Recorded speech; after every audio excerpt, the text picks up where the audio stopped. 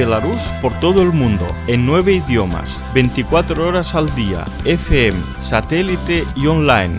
Radio Belarus Internacional, para los que están lejos pero con nosotros.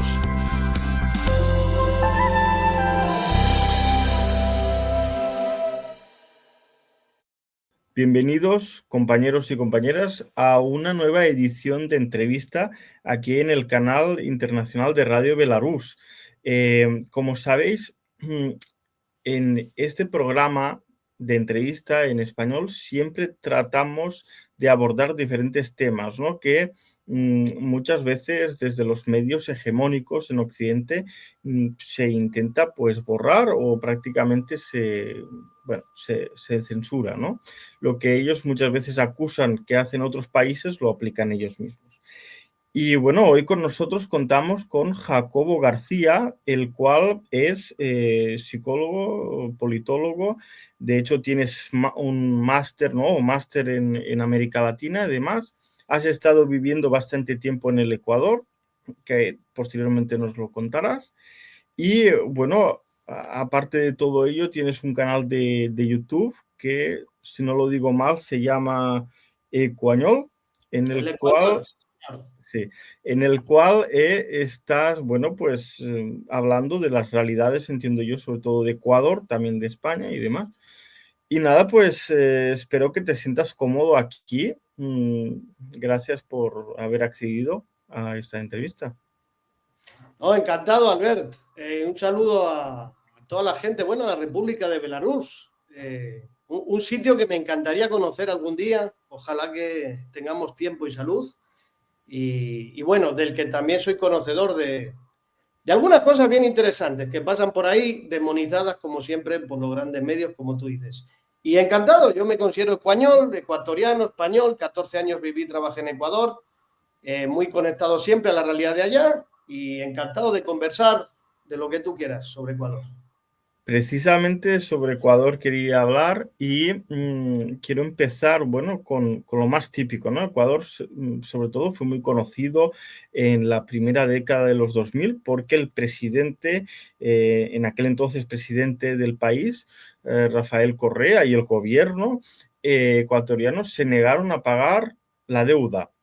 Esa decisión ayudó a progresar, ¿no? A tener una estabilidad en ese país o por el contrario dañó el mismo.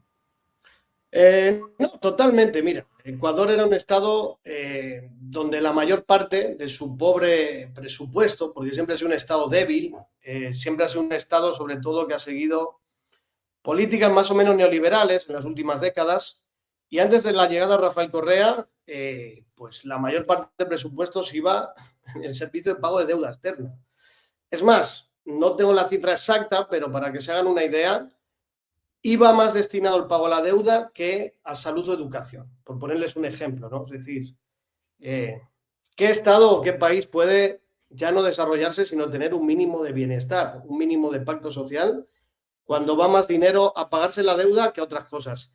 Ojo, sumo otra cosa. Cuando decimos pago de deuda externa, y esto se comprobó después con una auditoría que hizo el propio gobierno, Rafael Correa, se sabe que los propios grupos empresariales financieros de Ecuador eran tenedores de esa deuda, ¿no? Es decir, no es solo lo inmoral, ¿no?, de desangrar a un país pagando deuda por encima de otras prioridades, sino se desmontó todo un entramado, todo un negociado en el que se veía que los mismos grupos políticos asociados a élites político-financieras del país eran las que acordaban o se camuflaban a través de esos compradores famosos, ¿no?, de bonos de la deuda externa y demás.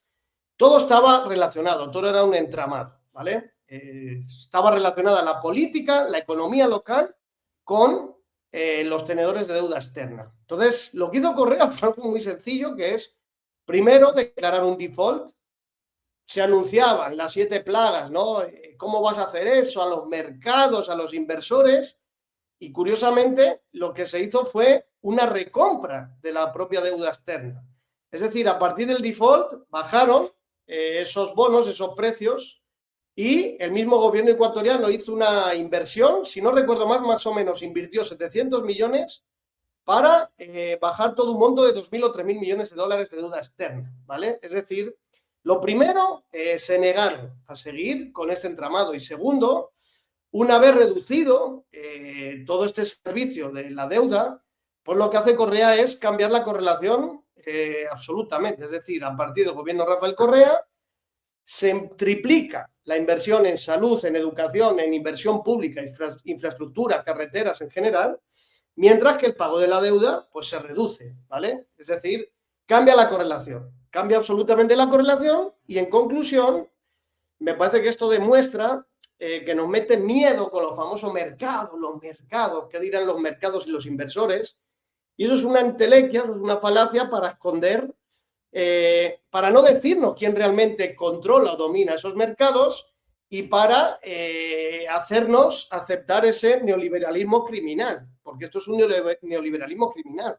Estamos hablando, Albert, que cuando Ecuador expulsó a 1,5 millones de personas en la década de los 2000, se estaba pagando deuda externa y no se invertía en esa gente.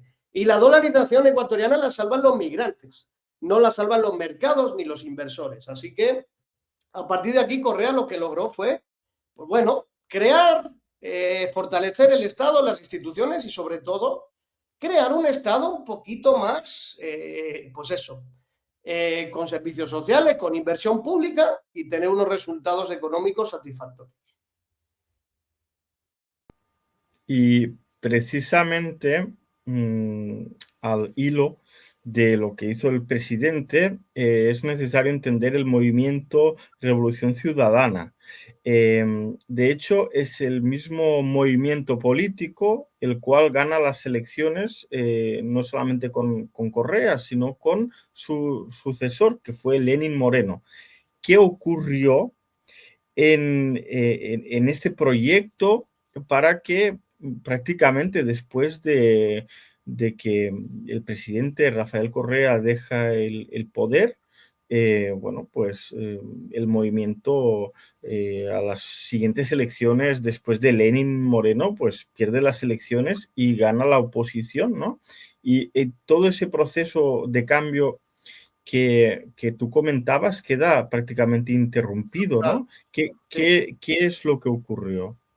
Para Bueno, a entenderlo ver, desde primero, fuera. históricamente hay que entender que Ecuador ha sido y es un país de partidos débiles, ¿vale? Es decir, cuando digo partidos débiles, digo no solo hay partidos que tienen una debilidad en el apoyo, en la formación de cuadros, en la sostenibilidad, en sus vínculos ideológicos con la sociedad, sino que me refiero a que, para que nos entendamos bien, amigos, los 3 últimos presidentes antes de Rafael Correa no lograron ni siquiera terminar su mandato, ¿vale?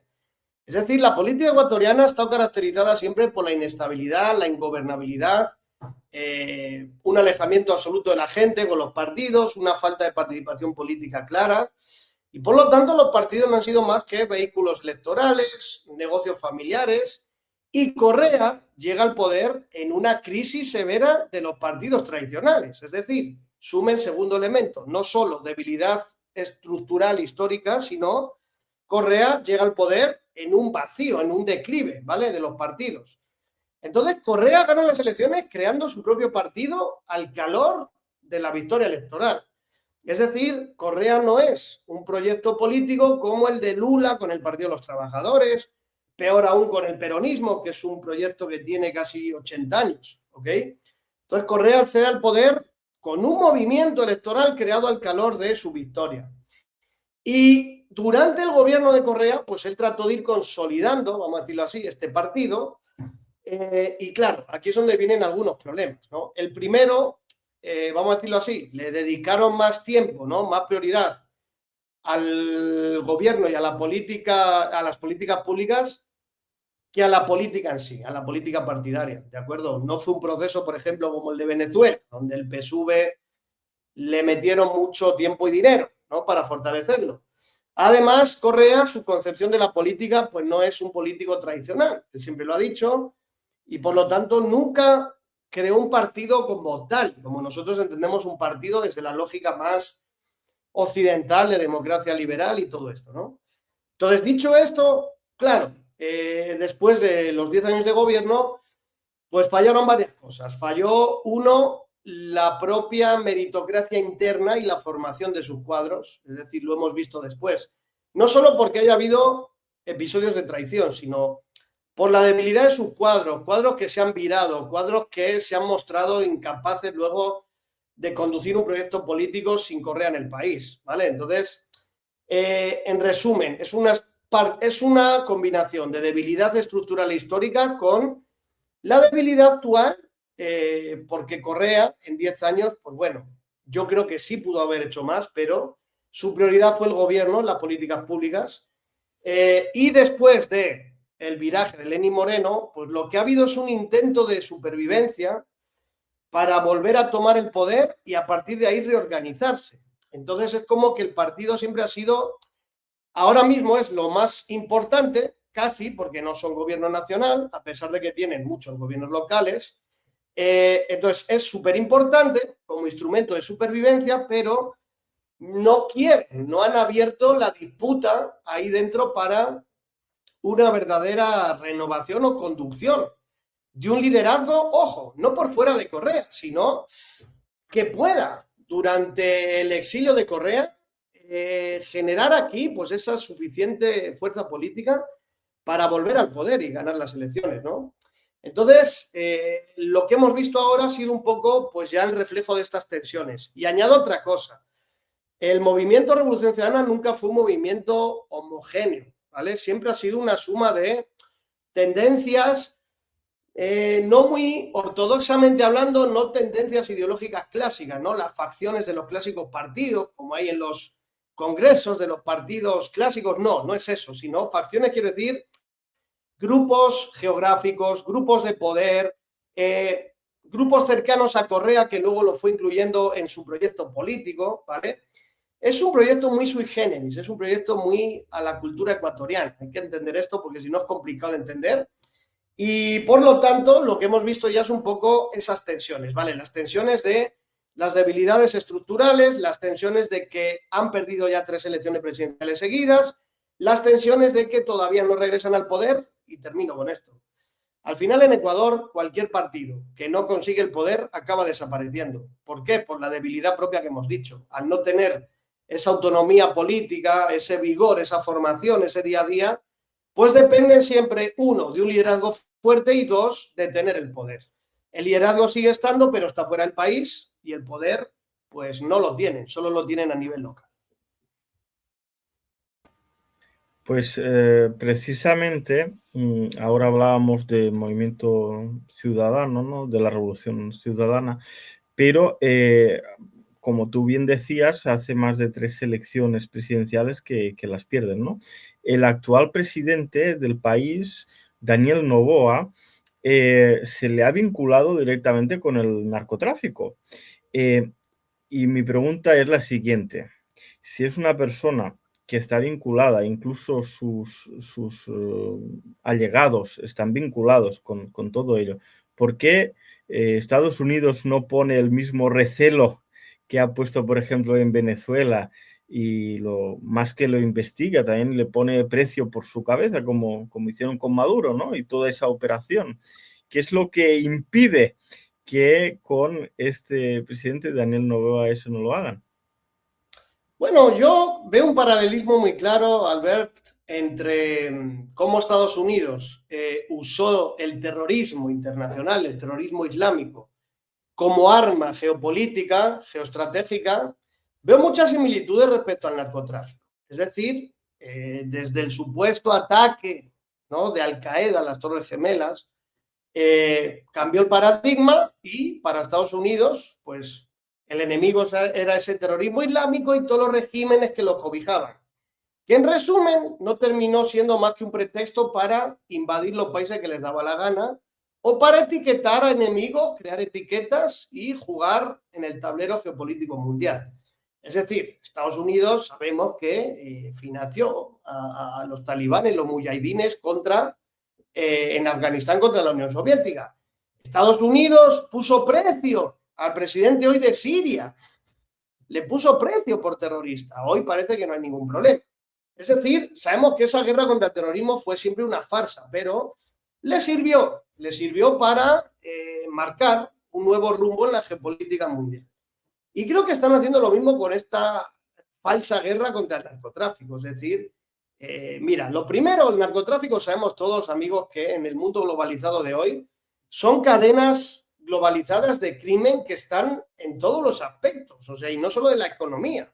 Pero hablando de la economía, están en la producción, en la exportación, en la comercialización, en el sector financiero. O sea, quien quiera luchar contra el narco, que luche contra los bancos que lavan el narcotráfico. Pero Estados Unidos nunca te habla de esto, ¿no? Te pone el enemigo, además el enemigo al modo este racista, despreciable que hacen ellos, ¿no? El sudaca. Es decir, el narcotraficante es el sudaca, es Petro, es Maduro, ¿no? Son las series de Netflix que nos han metido en la cabeza. Claro, como si no hubiera en Estados Unidos narcotraficantes que reciben la droga y la comercializan. Pero bueno, a lo que voy.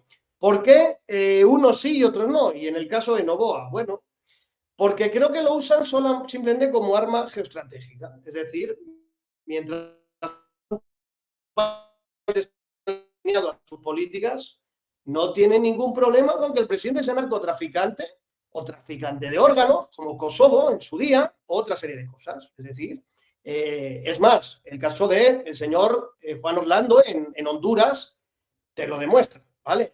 Es decir, hay veces ya que tienen que sacrificar un poco a sus narcopeones, pero no tienen problema con llevarse con narcoregímenes y otra serie de cosas. Entonces, para ir terminando la idea, Daniel Noboa está totalmente subordinado a las políticas de Estados Unidos. Eso para empezar. Segundo, ¿hay vinculación de Daniel Noboa con el narcotráfico? Sí. La hay en varios niveles. Y la hay en varios niveles porque hay que entender que hoy Ecuador es el país que más cocaína exporta a Europa. Y cuando digo exportación, estoy hablando de un entramado político, judicial, policial, comercial, para que esa droga llegue a Europa. Es decir, amigos, no estamos hablando del microtraficante de barrio que está vendiendo droga. Estamos hablando de que hay que controlar los puertos para que esa droga salga. Hay que controlar una estructura de exportación para que eso llegue en los contenedores a España. Y hay que controlar toda una serie de pasos, de filtros policiales y militares para que nadie moleste. La pregunta que les dejo, amigos de la audiencia, es la siguiente. ¿Quién tiene la suficiente capacidad de mando y la suficiente información para manejar todos estos elementos que les acabo de decir a la vez? Y además súmenle lo siguiente. Los puertos los controla el gobierno y las empresas de exportación, la mayor parte de ellas están vinculadas al banano. ¿Saben quién es el mayor exportador de banano de Ecuador? La familia del señor Daniel Noboa. Ha habido incluso ya grabaciones que se han escuchado de narcotraficantes de los Balcanes que ellos mismos se jactan y dicen: yo soy el que coordina, solamente yo, con la corporación Noboa para todo este entramado. Eso, y por último, te dejo ahí otro de las pruebas más evidentes, es como uno de los ministros que ha tenido Noboa, directamente hay vinculaciones con la mafia albanesa. Se sabe que la mafia albanesa fue la que tuvo siempre como contacto a este ministro. ¿Para qué? Pues para justamente, ministro de Agricultura, que le permitió controlar los cupos, abrir los cupos de la exportación y tenerlo todo en control. Y este señor trabajó en la corporación Noboa. Así que podemos hablar de muchas cosas más, pero en resumen, ¿por qué a Noboa no lo tocan? Porque Noboa está subordinado al imperio. No hay más. Y precisamente me gustaría que tú nos explicaras un poco cuál es la realidad actual de los ecuatorianos, ¿no? Porque ¿qué se puede esperar en un futuro? Realmente vemos que esa desigualdad crece y realmente hay algún tipo de esperanza que esto pueda cambiar, no sé, un cambio de gobierno, el triunfo nuevamente del movimiento Revolución Ciudadana o algo por el estilo, o puede ser otra opción, una opción C, no lo sé. ¿Hay algún tipo de esperanza en ese sentido? Sí, muy buena pregunta, Albert. A ver, es complicado responderte porque, a ver, la realidad hoy es que el país está muy mal. En opinión pública la gente te lo dice también que está mal, todo está muy mal. El tema de la violencia ya, estamos hablando de una descomposición que va mucho más allá, ¿vale? Del problema de otros países que te pueden decir problema es la violencia. No, no, esto ya es un problema que te genera una crisis orgánica del Estado, es un problema que amenaza la existencia de la nación. Ahora, ¿qué pasa a nivel político? Bueno, pasan varias cosas. El primero, que después del gobierno de Correa, pues ha habido mucha polarización. Ha habido un clivaje, un eje que ha dividido la política, que es correísmo-anticorreísmo, ¿no? Más o menos un país dividido en la mitad. Y lo que han logrado con toda el lawfare, la persecución, más la estigmatización de Correa y de lo que hizo su gobierno, han metido bastante miedo y rechazo y han logrado que en las segundas vueltas el correísmo, a pesar de ser favorito y estar a punto de ganar en las 3 últimas elecciones, ha ganado otra opción. Ha ganado otra opción que, claro, no se venden como la derecha de siempre, clásica, malvada, sino que han logrado jugar un poco dentro de este esquema de lo nuevo y lo viejo. Han jugado un poco con la tecnología, con discursos no ideologizados, porque les repito, la gente en Ecuador no tiene una ideología fuerte, clara, no hay un sistema de partidos con un anclaje claro en torno a ideologías y demás. Entonces, aquí siempre triunfa la idea del outsider, como tampoco los partidos concentran un voto estable a lo largo del tiempo, pues la gente siempre busca nuevos cambios, nuevos referentes, pero nuevos cambios o nuevos referentes que pueden salir de cualquier lado. Es decir, pueden ser de derecha, de izquierda, pueden venir de un partido, pueden venir del mundo empresarial. Hemos tenido ejemplos. Jan Topic, que es un Rambo que viene del mundo de la tecnología y el mundo militar. Airbus en 2021 era un empresario que nadie lo conocía. Puede ser otro outsider indígena, qué sé yo. O sea, puede cobrar muchos escenarios, pero la realidad es que el correísmo, por más que lo han perseguido y lo han denostado, sigue siendo la fuerza de oposición más grande. Pongan a quien pongan de candidato o candidata, siempre van a llegar a una segunda vuelta. Y en teoría, con el desgaste después de Moreno, de Lasso y ahora de Noboa, en teoría debería ser el favorito para retomar el poder. Porque termino con esto, es que del otro lado, sobre todo si quieres hablar desde la izquierda, el progresismo, el socialismo y demás, no hay una opción hoy lo suficientemente fuerte para poder ser una especie de tercera vía. Hoy en día lo que hay que reconocerle al correísmo es que a pesar de perder elecciones, a pesar de la persecución, a pesar de que Correa está fuera del país, siguen teniendo, son los únicos que tienen esa capacidad de resistir y rearticularse electoralmente para volver al poder. Además tienen la capacidad y la experiencia en gobierno. Así que es difícil responderte porque además este es un país impredecible y tan inestable que a lo mejor al ver de este año Noboa se cae, o puede ser al año siguiente, o termina este periodo y luego ya estamos hablando de otra cosa. Pasó con Lasso y le repito, los 3 últimos presidentes antes de Correa no terminaron el gobierno.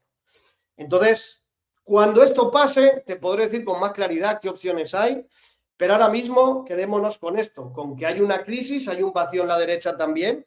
Noboa sigue teniendo su grupo, su popularidad en un sector, pero hoy en día la opción más clara debería ser el correísmo para retornar al poder.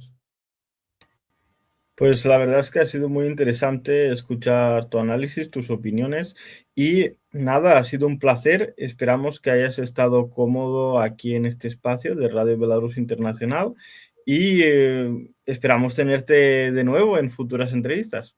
Estoy a las órdenes, Albert. Mando un saludo, repito, a la República Bielorrusia, un gran aprecio por esa república y la historia que tiene. Un saludo a Minsk, si están por ahí, si no, pues donde la ciudad que estén. Y ojalá que pueda ir pronto a conoceros también, porque me llama mucho la atención, siempre me ha llamado mucho la atención ese país. Y Pues las antes de puertas que la... están abiertas. Gracias, amigo. Gracias. Antes de que la mano de la injerencia extranjera entre por ahí algún día, me gustaría ver muchas lecciones que sacar, ¿no? Cómo evitaron también esa doctrina del shock, cómo han ido manteniendo cosas interesantes, ¿no? De aquel antiguo régimen y viven hoy su camino, como les da la gana y como tiene que ser. Así que un saludo Así también es. allá a ustedes y estoy a las órdenes, amigo. Ha sido un gusto. Igualmente un placer. Belarus por todo el mundo, en 9 idiomas, 24 horas al día, FM, satélite y online. Radio Belarus Internacional, para los que están lejos pero con nosotros.